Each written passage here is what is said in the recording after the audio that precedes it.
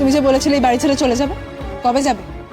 এখানে বসে থেকে মাকে দিয়ে নিজের সমস্ত সুখ সুবিধা আদায় করে নিয়ে আমার ক্ষতি করার চেষ্টা করছো। শোনো প্রতীক্ষা, আমরা যখন বলেছি এই বাড়ি ছেড়ে আমরা চলে যাব, আমরা চলে যাবই, কিন্তু আমরা চলে যাবার পরে তুমি আমার মায়ের সঙ্গে যা খুশি তাই করতে পারবে, এটা কিন্তু তুমি ভেবো না। কোথাও যাওয়া হবে না তোমাদের।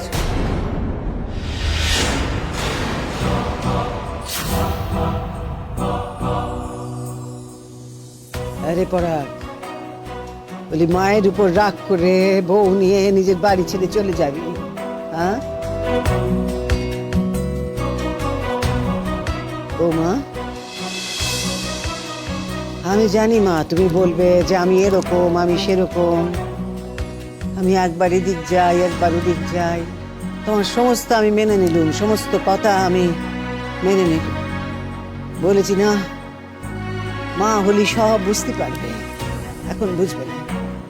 তবু আমি তোমার সমস্ত কথা মেনে নিচ্ছি, কিন্তু আমাকে ফেলে তুমি চলে যাবে মা?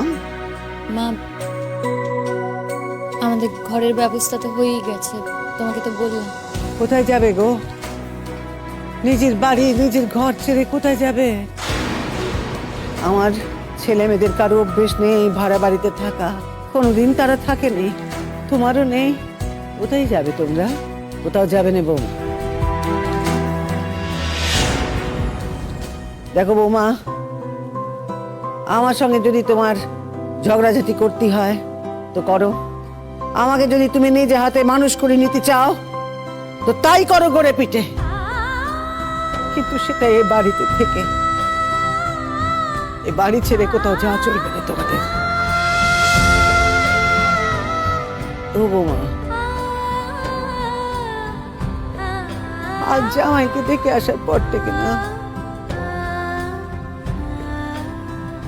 ওনার কথা বলতে ভালো লাগছে না, মনটা ভার হয়ে আছে। আর কথা বলিও না আমাকে, আর আমাকে এই মানুষটাকে দুঃখ বোঝাই হয়ে আছে গো। আমাকে ভাবে একলা ফেলে চলেছে। আমি পরাগ, তোকে যা বললুম মনে রাখিস, কাল সকালে ব্যাংকের লোককে ডেকে পাঠাস, তাদের সঙ্গে কথা বলে এই বাড়িটাকে যাতে বন্ধক রাখা যায় তার ব্যবস্থা যত তাড়াতাড়ি পারবি করবি। দেখ, খরচ তো থেমে থাকছে না, রোজই তো খরচ করতে হবে চিকিৎসার জন্য। কাজে যত তাড়াতাড়ি সম্ভব তাদের সঙ্গে কথা বল।